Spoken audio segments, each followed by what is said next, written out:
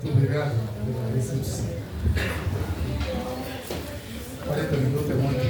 Eu vou me esforçar para não causar enfado. Com a ajuda de Deus aqui, entregar o que Deus me deu antes desse prazo. Meus irmãos, eu estou feliz por estar aqui, conhecendo vocês. Vou poder me dar mais um pouco de água no microfone. A minha voz é baixa, é meia rouca, não é bonita não. Então, os irmãos, me ajudem aí, por favor. Isso, dá um pouco mais de agudo aí de água, porque senão eu vou chegar em casa sem voz, irmãos. Sou grato a Deus por conhecer vocês. Muito obrigado pelo carinho e a recepção dos irmãos. Irmã Damares, irmão Diego, é um casal que mora em nosso coração. Muito obrigado pelo convite. As irmãs que assim, de forma unânime, aceitaram, eu creio. Estou muito feliz por revê-los. A família cresceu mais um pouquinho. Isso é muito bom. Meus irmãos bem. A Kelly que ali está, já há algum tempo que não nos víamos. Deus abençoe esta família. É uma família muito abençoada. Esses dias estive lá no Paulinho, flutuando lá com eles lá. Jesus é bom. Obrigado, pastor Francisco, pela recepção, os obreiros, a sua esposa, serva do Senhor, que aqui também milita com as irmãs. Estou feliz por estar sendo acompanhado da minha querida irmã Márcia e do meu querido sobrinho Wellington, né? O nosso guarda-costa ali. Deus é fiel, é maravilhoso, né? Queridos irmãos, eu quero ler com vocês e meditar juntos no tema desta noite, tá bom? Se eu disser para as irmãs que eu quase vim usando uma camisa que eu tenho em casa na cor da roupa de vocês acreditam nisso? Eu não vigiei, né, irmãos? E uma gravata clara, igual esta roupa que a irmã está usando por cima. Olha só, irmão, eu não vigiei hoje, hein? De verdade, irmãos, de verdade. Crente não julga, né? Jesus nos instruiu sobre isso, mas de verdade, irmãos, por pouco eu não coloquei essa camisa e aquela gravata, mas Jesus é bom. Quero ler 3 versículos apenas com vocês, tá bom?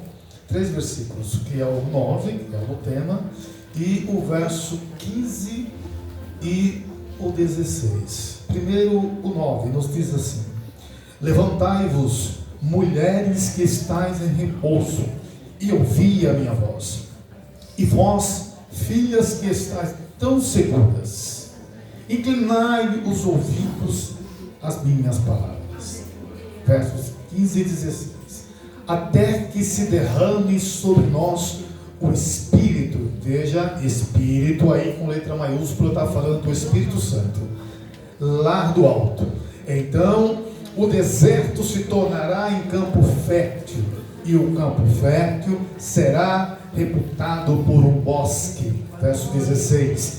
E o juízo habitará no deserto, e a justiça morará no campo fértil. Amém, meus irmãos. Amém. O profeta Isaías é chamado de profeta messiânico. Os profetas tinham muita relevância no Antigo Testamento, de tal forma que era muito mais do que um sacerdote, um rei, um salmista. O profeta era alguém vocacionado por Deus, de maneira que, enquanto que o sacerdote, o sumo sacerdote, intercedia pelo povo a Deus e levava a Deus as necessidades do povo, o profeta fazia o contrário. O profeta, ele recebia de Deus a orientação e passava para o povo. Então o ministério profético era muito espinhoso, era muito difícil. O profeta era alguém, uma pessoa de poucos amigos. Por quê? Porque ele recebia de Deus a mensagem e por obrigação tinha que transmitir ao povo. Fosse ela a exortação, fosse ela consolo, entretanto, todavia, era para a edificação do povo. E quase sempre as mensagens dos profetas eram mensagens de exortação mesmo, de repressão, de orientação de Deus para chamar o povo ao arrependimento.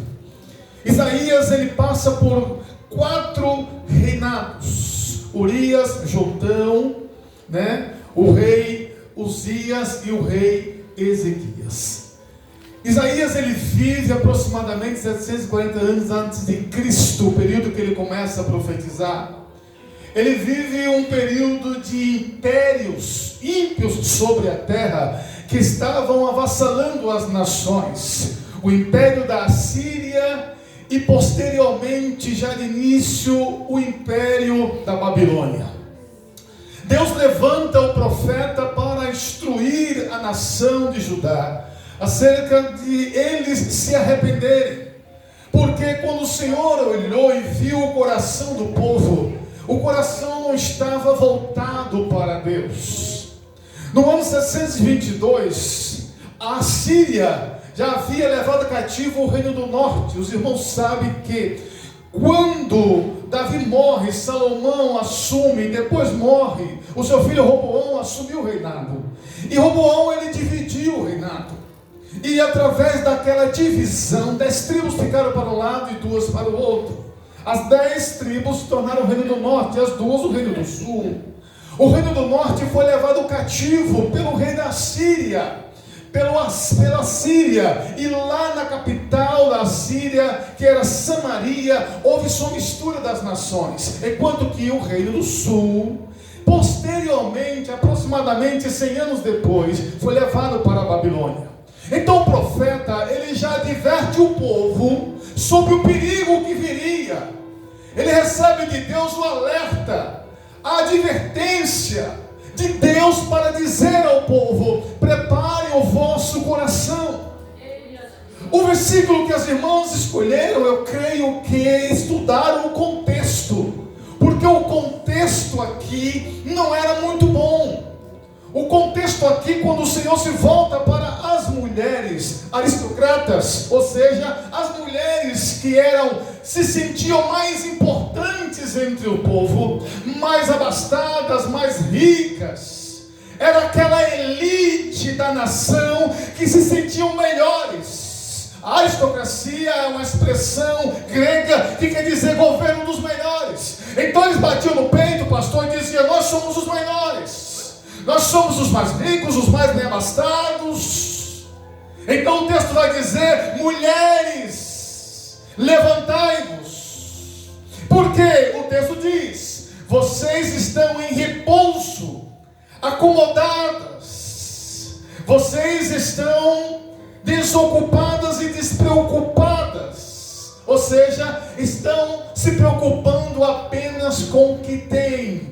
Não estão dando importância para a minha palavra, estão pouco ligando para a minha obra, estão pouco se importando para a minha palavra e a adoração do meu nome. O profeta Isaías vive um período do rei Ezequias, que foi um rei que trouxe um avivamento sobre a nação. Foi o rei que, quando assume o reinado, ele arrumou a casa, ele arrumou o templo, ele reorganizou o culto, ele trouxe de volta a Páscoa, coisa que o povo já tinha esquecido. Ele trouxe de volta o avivamento. Deus usou Ezequias para trazer um avivamento sobre a nação de Judá. Então o povo voltou a adorar, a se quebrantar, a cultuar ao Senhor e a servir ao Senhor, porque o povo havia esquecido. Mas o profeta vai trazer a advertência sobre aqueles que estavam desatentos. Então é uma mensagem dura, não é uma mensagem muito boa de se ouvir, porque Deus estava dizendo a eles: eu quero que vocês se voltem para mim. Quando você lê o contexto, depois do versículo 9, o Senhor vai dizer que eles precisavam se entristecer. Eles precisavam rasgar as suas vestes, se banhar de cinzas e se humilhar. O texto vai dizer que eles precisavam, sim, estarem contritos de coração, turbados. A expressão turbado quer dizer atribulado, desassossegado, perder o sono. Aleluia. Mas o que Deus está dizendo é: vocês precisam perder o sono por interesse em me adorar.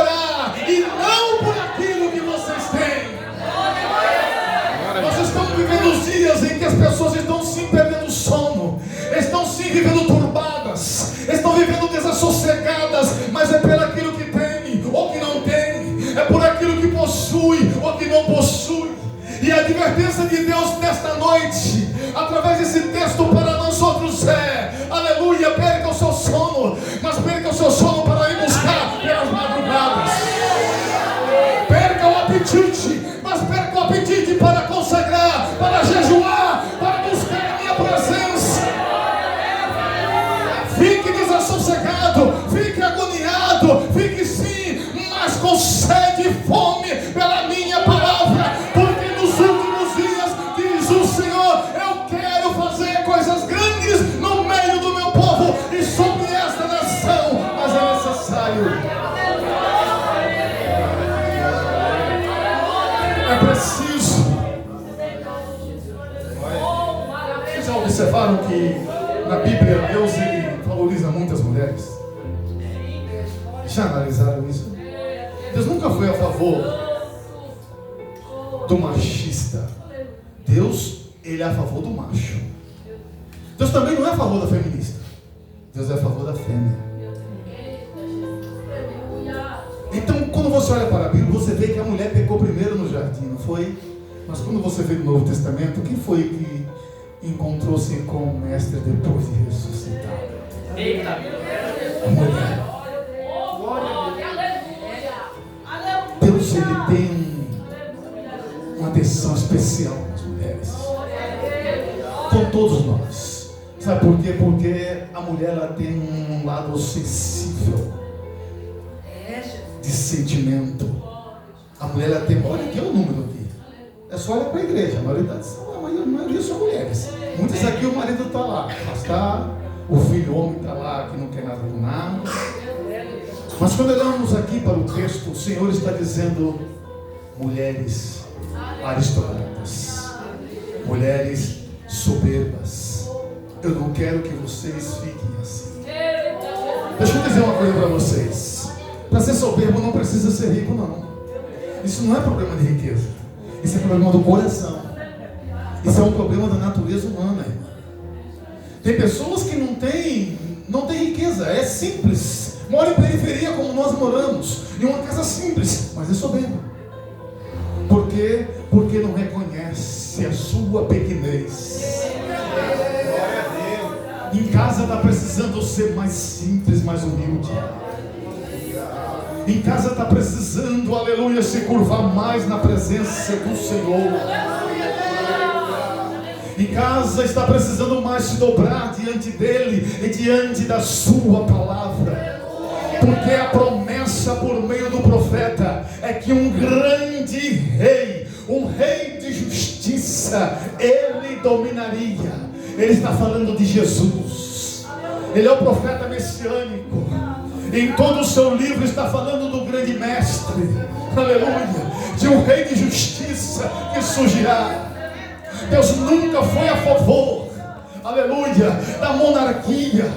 E quando o povo pediu um rei, sim, Deus não gostou. Porque quando o governo, aleluia, era um governo teocrático, ou seja, a teocracia, quando Deus governava sobre o povo, as coisas fluíam melhor. Porque a nuvem servia de sombra para eles. Durante o dia, a nuvem, aleluia, estava sobre eles. Aleluia, servia de sombra, o Senhor protegia. De noite, o deserto muito frio, então Deus colocava a coluna de fogo para aquecer, o fogo para afastar a serpente, escorpião e todo tipo de peste. Deus afastava e aquecia o povo. Mas um dia o povo disse: não queremos mais o governo de Deus, queremos como as outras nações, queremos um rei. Ele olha para Samuel capítulo 8 e diz: muito bem, então vou dar-lhe um rei. Todavia, avise ao povo que a partir deste momento serão subjugados, porque este rei irá cobrar impostos pesados, oprimidos, irão sofrer. De lá para cá, irmãos, como a gente sofre quando não dá ouvido à voz de Deus. Como o ser humano sofre quando não ouve a palavra de Deus. Como o crente sofre quando não dá ouvido às Escrituras.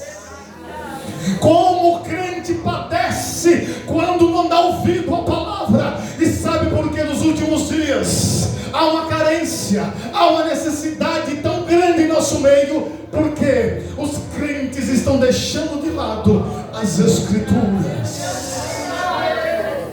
Estão deixando de se alimentar do que é mais importante para a sua vida, a palavra, porque a promessa dele é, aleluia, depois da exortação, depois do contexto, aleluia, de humilhação, a promessa de Deus é: façam isso Não pare de fazer até que se derrame sobre nós o Espírito lá do alto.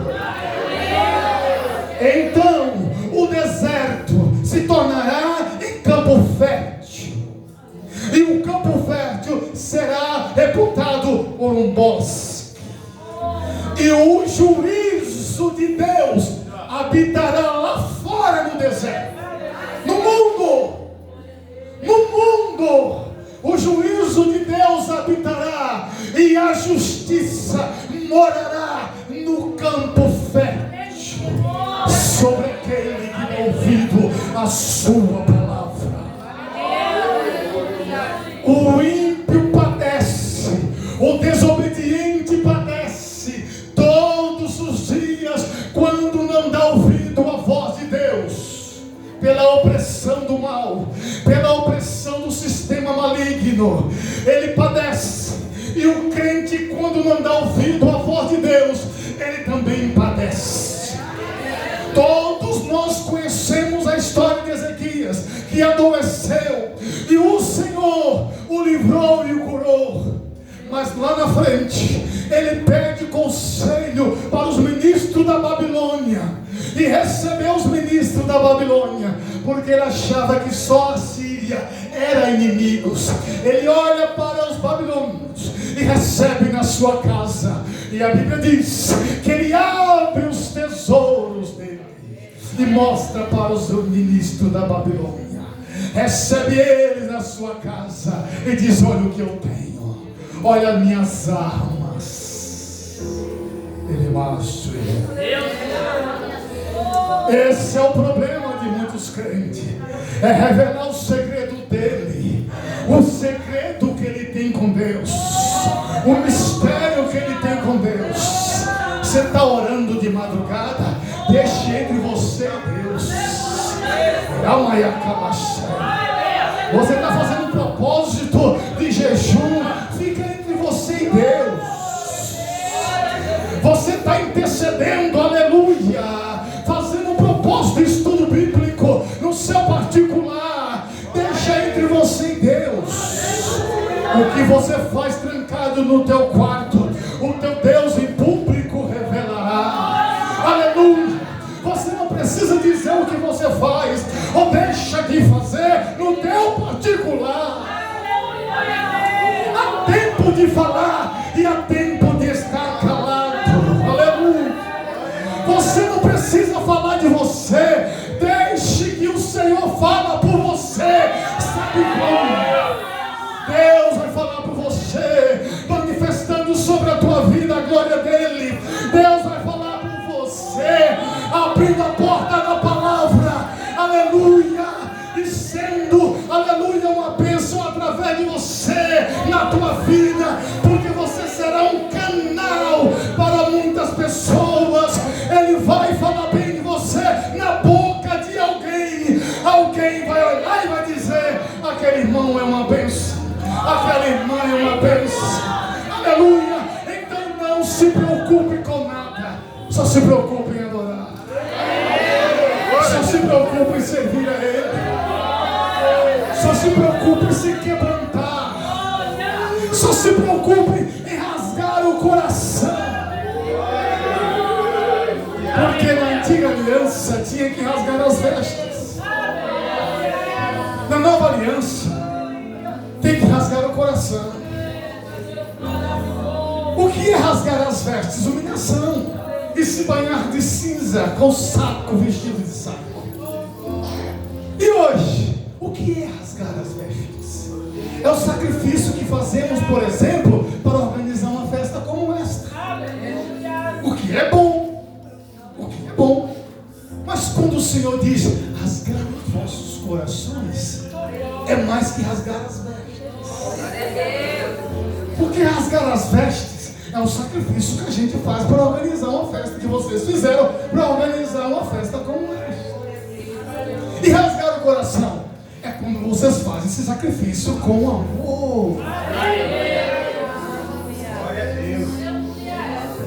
É quando você faz com devoção. É quando você faz com propósito de adorar, de exaltar, de bendizer, sem se preocupar com nada.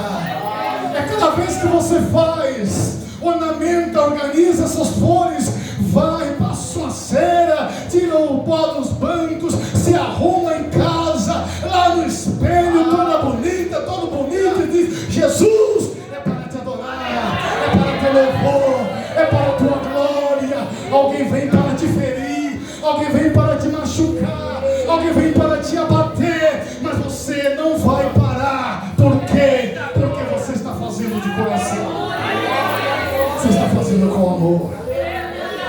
Então o campo ficará fértil. Aleluia. O campo vai florescer, o fruto vai brotar, e a bênção do Senhor virá sobre a tua vida. Eu quero convidar a igreja a se levantar com a permissão do pastor. Eu quero fazer uma oração com você antes de entregar o microfone. Aleluia. Eu quero orar um minuto com você nesta noite. Glória a Deus. Para dizer, eu não sei como que está a sua vida, se está no deserto ou se está no bosque. Fato é que nos últimos dias, muitos dentro das igrejas estão vivendo um deserto. O que tem de crente ansioso, depressivo, crente cometendo suicídio em pastores na internet, de nome, teólogos. Eu não critico teólogos nem teologia, porque também sou teólogo, pela graça de Deus. E todo crente tinha que estudar teologia sim, mas teologia com oração. Mas teólogos na internet dizendo que o crente que se mata, que comete suicídio, sim, ele vai para o céu. Isso é uma heresia, irmão. Com todo o respeito que eu tenho a esses pastores, respeito muito eles, mas não concordo, porque a Bíblia não aprova isso. Esses homens estão querendo agradar o público deles, e o público deles, por sua vez, ama esse tipo de mensagem, ama essas mensagens que massageiam o ego. Ei, o Senhor te trouxe para te dar vida. Aleluia! O Senhor te chamou para te dar vida. Se você está no deserto, mergulha na presença de Deus hoje, porque Ele quer tirar você desse deserto. Todas as vezes que o ser humano tenta tirar a sua vida, ele está afrontando a soberania de Deus, que é o autor da vida, e é o único que tem o poder e a autoridade para tirar a vida e dar a vida. É Ele.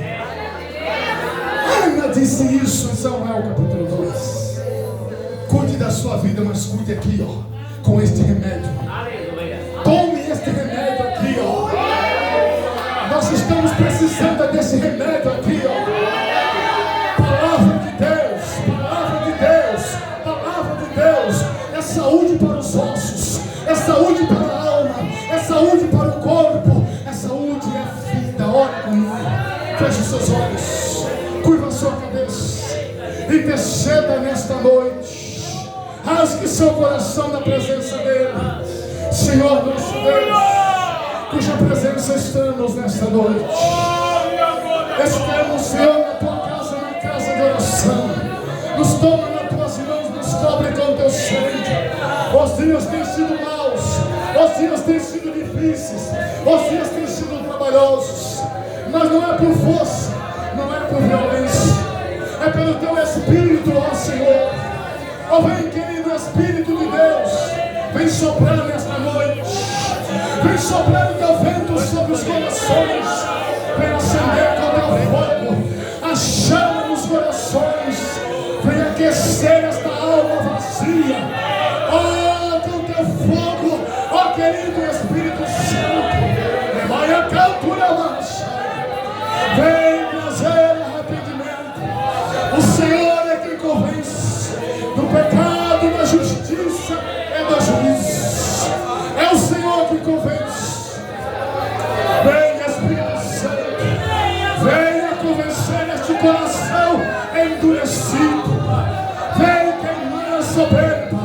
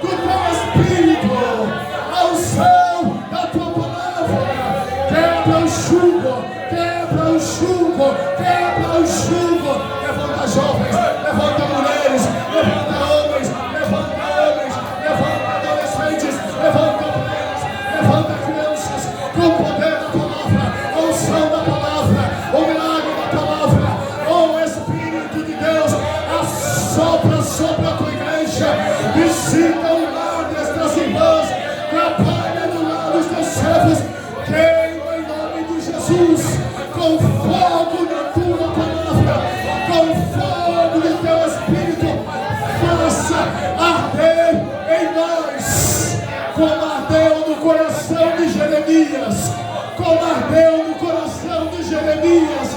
Inquieta o teu povo, inquieta o teu povo, inquieta o teu povo, inquieta o teu povo, para buscar ao Senhor, para buscar ao Senhor, para buscar ao Senhor, para buscar a tua palavra, para meditar na palavra, para examinar a palavra. Inquieta o teu povo e opera.